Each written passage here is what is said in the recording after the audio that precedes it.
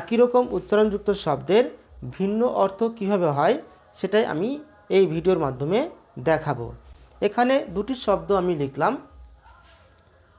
স্বরেয় অনুস্বার তালব্যস্য, এর উচ্চারণ হচ্ছে অংশ।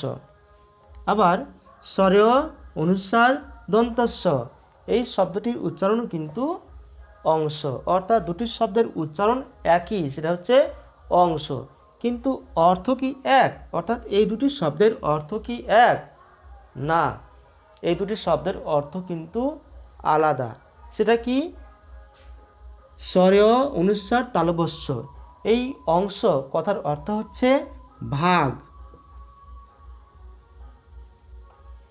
এবং স্বরেয় অনুস্বার দন্তস্য, এই অংশ কথার অর্থ হচ্ছে কাঁধ।